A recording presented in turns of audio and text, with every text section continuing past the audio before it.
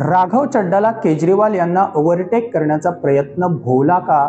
स्वतंत्र विषय घेणं चड्डांच्या विरोधात गेलं का?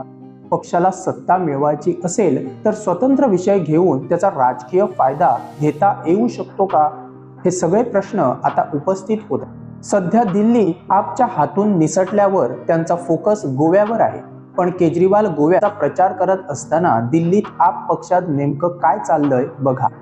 राज्यसभा खासदार राघव चड्डा यांना आप पक्षाने राज्यसभेतील उपनेते पदावरून हटविले आहे.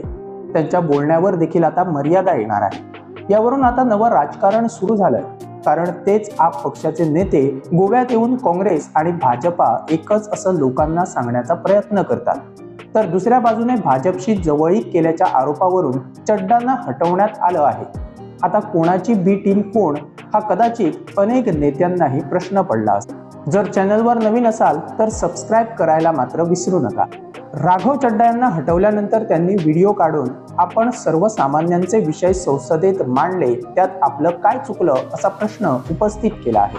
आपण तर सर्वसामान्य लोकांशी निगडीत विषय घेतले असं त्यांचं म्हणणं आहे. मुझे जब जब पार्लियामेंट में बोलने का मौका मिलता है मैं जनता के मुद्दे उठाता हूँ और शायद ऐसे टॉपिक्स उठाता हूँ जिसे आम तौर पर संसद में नहीं उठाया जाता है.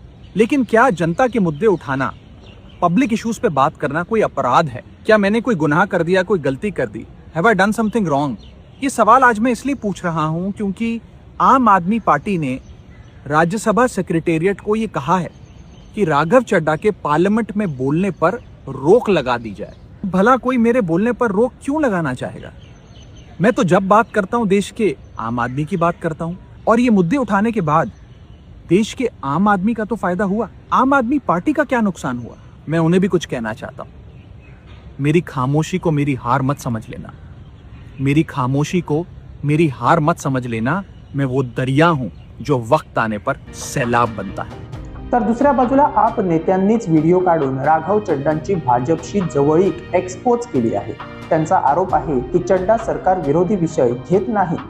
प्रधानमंत्री मोदी किंवा सरकार विरोधात ते बोलत नाही. केजरीवाल यांना अटक झाली होती तेव्हा जाणून बुजून ते लंडनला गेले होते का असा प्रश्न आता आप उपस्थित करत आहे. आप बीजेपी से इतना डरते क्यों? आप बीजेपी से सवाल उठाने से डरते क्यों हैं?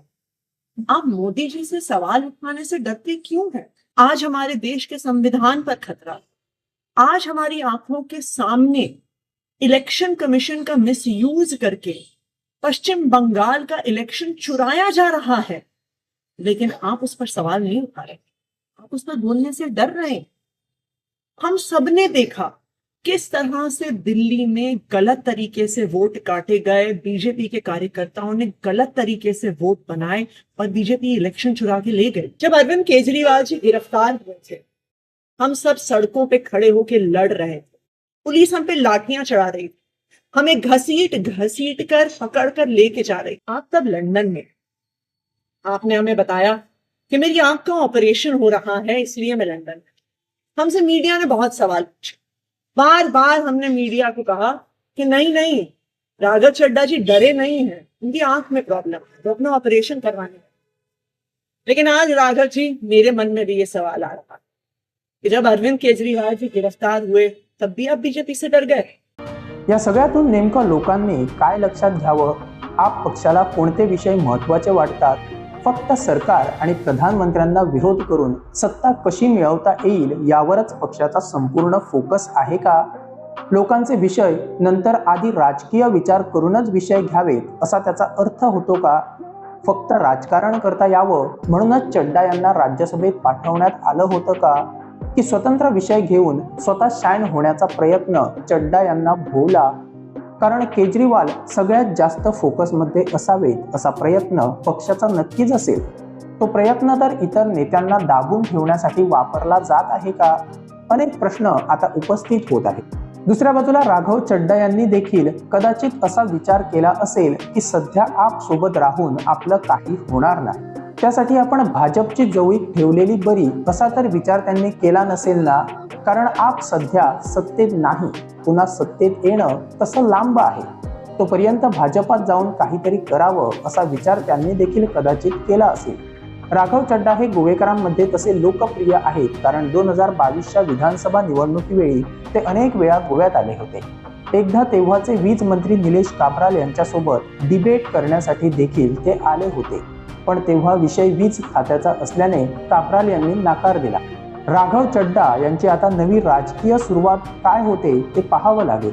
पण या सगळ्यातून चड्डा आणि भाजप यांना फायदा नक्की आहे, तर दुसऱ्या बाजूने आप पक्षाचं मात्र नुकसान होणारच.